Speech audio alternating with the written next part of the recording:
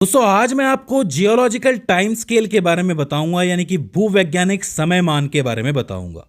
दोस्तों जब भी आप ज्योग्राफी पढ़ रहे होते हो, मान लीजिए कि उसके अंदर आप कोई पर्वतमाला के बारे में पढ़ रहे होते हो, तो उसमें ये कहा जाता है कि ये पर्वतमाला एक पर्टिकुलर काल के अंदर बनी थी, मतलब एक समय के अंदर बनी थी। जैसे कि किसी पर्वतमाला के बारे में कहा जाता है कि ये ओलिगोसीन टाइम की बनी हुई है, या पुरायुगीन टाइम की बनी हुई है, इयोसीन काल की बनी हुई है, या फिर प्लेस्टोसीन काल की बनी हुई है। इस तरीके से आपको अलग अलग टाइम, अलग अलग काल के अलग अलग नाम देखने को मिलते हैं।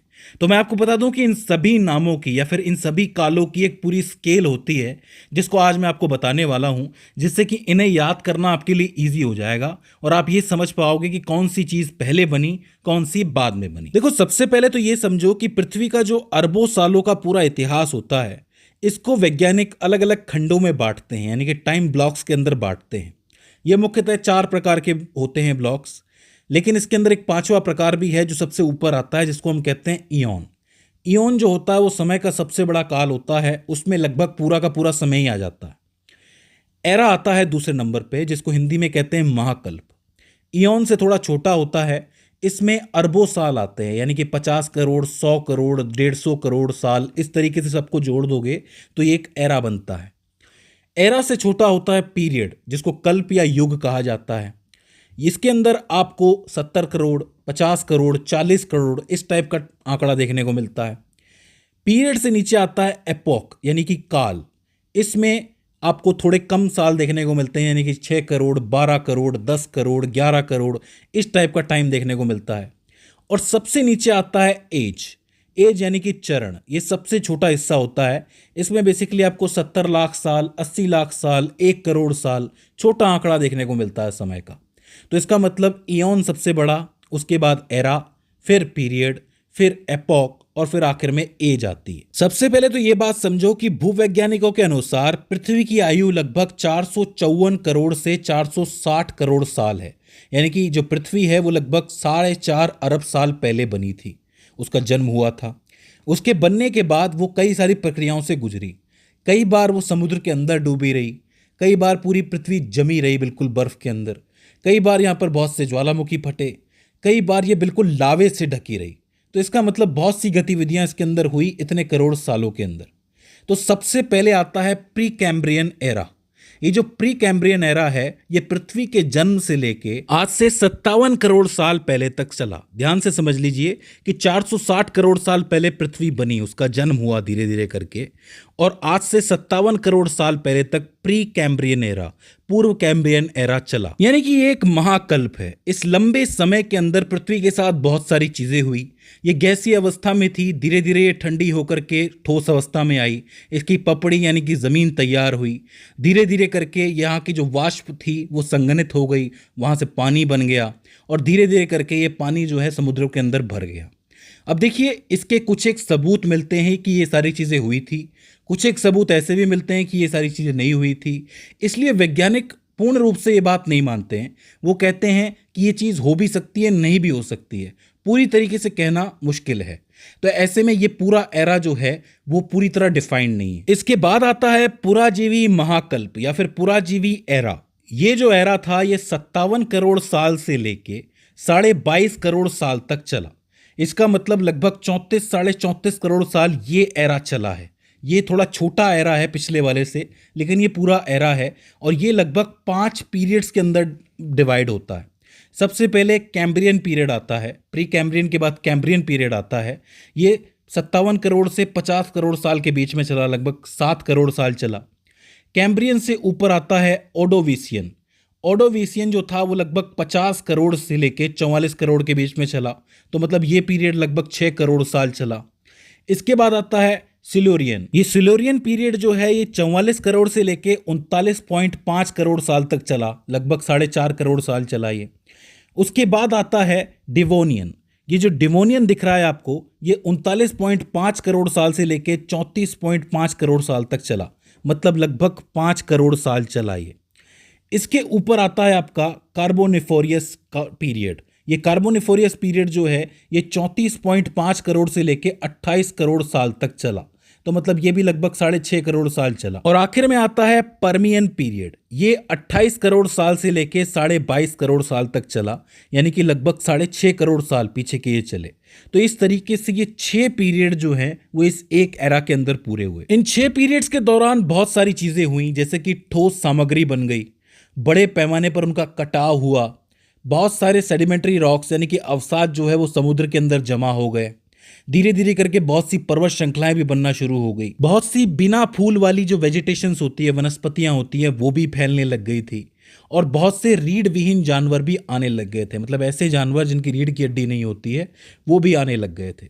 तो यानी कि इस पीरियड के अंदर बहुत सी बेसिक चीजें हुई जो आगे जाके जीवाश्म बन गई। जो जीवाश्म हमें आज मिलते हैं वो काफी पुराने होते हैं, लगभग इस दौर के आसपास होते हैं।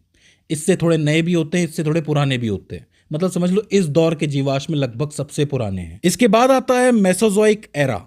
ये जो एरा था 22.5 करोड़ साल से लेके 7 करोड़ साल के बीच में चला, यानी कि लगभग 15.5 करोड़ साल चला। ये एरा थोड़ा सा छोटा हो गया।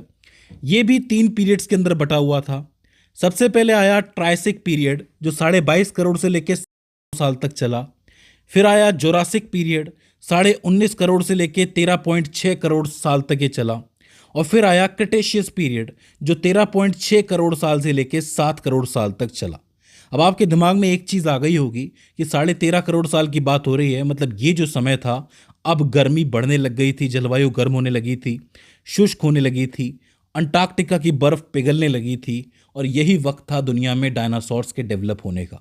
मतलब बड़े बड़े जानवर, बड़ी बड़ी रीढ़ की हड्डी वाले जानवर जो थे डायनासोर्स जैसे, वो अब इस पूरे के पूरे प्लेनेट पे फैल चुके थे, बढ़ चुके थे। इस एरा के अंदर 2 महत्वपूर्ण चीजें और हुई थी। पहला तो ये कि जो हमारा प्रायद्वीपीय भारत है उसमें लावा फूटने लगा था। लावा फूटने की वजह से यहाँ पर लावा की परतें जमा हो गई थी, और जिसे आज आप डेक्कन प्लेट्यू कहते हो वो इसी वक्त के दौरान तैयार हो गया था। तो अगर आपसे कोई पूछे कि डेक्कन प्लेट्यू कौन से एरा के अंदर बना था, तो मेसोजोइक एरा के अंदर बना था, या आप कह सकते हो।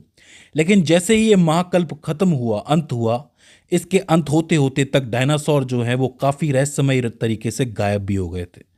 बहुत से वैज्ञानिक ये मानते हैं कि किसी बड़े एस्टेरॉयड के गिरने की वजह से इनकी मौत हो गई थी, गायब हो चुके थे, मर चुके थे। यही कारण है कि इनकी हड्डियां, इनके जीवाश्म आज भी हमें धरती के नीचे मिलते हैं। तो ये जो थ्योरी है इसको ज़्यादा सही माना जाता है। फिर आता है हमारा आज का वर्तमान एरा, जिसको हम कहते हैं सिनोजोइक महाकल्प या फिर सिनोजोइक एरा। ये जो एरा है 7 करोड़ साल पहले शुरू हुआ था और आज तक चल रहा है।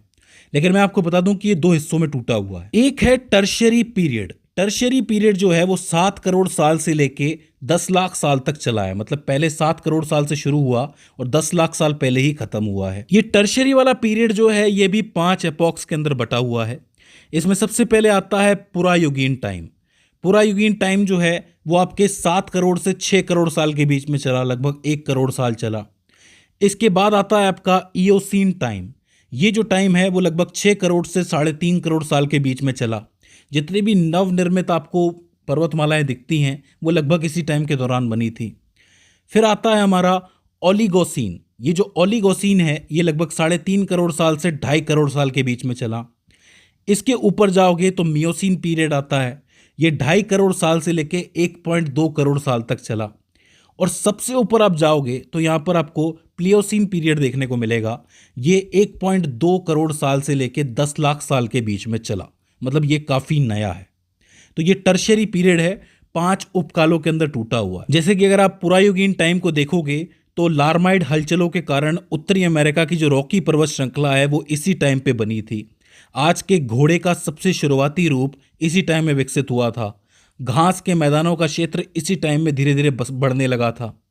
इसके बाद आप इयोसीन आओगे तो इयोसीन टाइम के दौरान लावा जो है वो दरारों से बाहर फूटा। विभिन्न प्रकार के स्तनधारी जीव जो है और फल और अनाज के जो पौधे हैं वो दिखाई पड़ना शुरू हुए। इसके अलावा अगर आप थोड़ा ओलिगोसीन में आओगे तो इस टाइम में एल्पाइन पर्वत श्रृंखला का जो निर्माण है उसकी प्रक्रिया शुरू हो गई। एंथ्रोपॉइजीन वानर जैसी मानव जैसे दिखने वाले बंदर जो हैं वो प्रकट हुए, जिसे आज का इंसान कहा जाता है। मियोसीन पीरियड में आप आओगे तो यहाँ पर उच्च श्रेणी के जो स्तनधारी व्हेल और बंदर है वो आपको देखने को मिलते हैं इसी पीरियड के अंदर। और जब आप प्लियोसीन टाइम को देखोगे, प्लियोसीन एपोक को देखोगे, तो इस दौरान अवसाद जमा होने लगा। यूरोप, मेसोपोटामिया, उत्तर भारत, सिंध और उत्तरी अमेरिका में बड़े बड़े मैदानों का निर्माण होने लगा। उच्च श्रेणी के जितने भी स्तनधारी हैं उनकी और भी बहुत सी किस्में जो है वो डेवलप होने लगी प्लियोसीन एरा के अंदर। तो आप देख सकते हो कि भारत की ज्योग्राफी को जानने के लिए आपको प्लियोसीन एरा पढ़ना बहुत ज़्यादा ज़रूरी हो जाता है। तो अब आप समझ गए कि कौन सा एरा आपको ज़्यादा पढ़ना है, इससे यही चीज़ क्लियर होती है। इसके बाद सिनोजोइक एरा का जो दूसरा पार्ट है वो है क्वाटरनरी पीरियड। ये जो क्वाटरनरी पीरियड है ये भी दो हिस्सों में टूटा हुआ है। इसमें पहले आया प्लेस्टोसीन एपॉक जो 10 लाख वर्षों से लेके 10,000 वर्षों तक चला, जो अभी बीते 10,000 वर्ष है तब तक चला। इस दौरान तापमान बहुत ज़्यादा गिर गया। तापमान गिरने की वजह से ही उत्तरी अमेरिका, उत्तरी अफ्रीका, यूरोप, आर्कटिक और अंटार्कटिका में बर्फ की एक मोटी चादर ढक गई। मतलब मोटी चादर से ये लोग ढक गए और इसलिए इस चरण को हिमयुग या फिर आइस एज भी कहा जाता है। इस हिमनदीकरण का पौधों और जानवरों के जीवन पर बहुत गहरा प्रभाव पड़ा। बड़े जानवर गायब हो गए, जो बच गए उन्होंने शरीर पर बाल विकसित कर लिए और पक्षियों में विकसित हो गए। तो इसका मतलब बहुत से पक्षियों की प्रजातियां इस टाइम के अंदर विकसित हुई और जितने भी आपको बड़े बड़े बाल वाले जीव नजर आते हैं वो इसी कारण की वजह से हैं, क्योंकि उनको खुद को ठंड से तो बचाना ही था।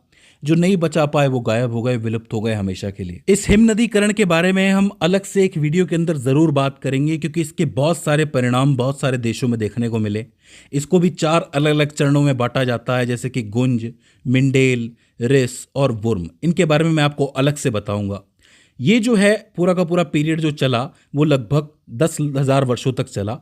इसके बाद आता है हमारा आज का अभिनव युग, जिसको हम होलोसेन एपॉक कहते हैं, जो 10,000 वर्ष पहले शुरू हुआ था और आज तक चल रहा है। तो इस तरीके से आपकी पूरी जियोलॉजिकल टाइम स्केल है वो पूरी हो जाती है और आपको सारे एरास, पीरियड्स और एपॉक्स देखने को मिलते हैं और उनकी पूरी की पूरी टाइम एज भी देखने को मिलती है। मुझे उम्मीद है कि इस स्केल को जानने के बाद आपने कुछ ना कुछ नया ज़रूर सीखा होगा।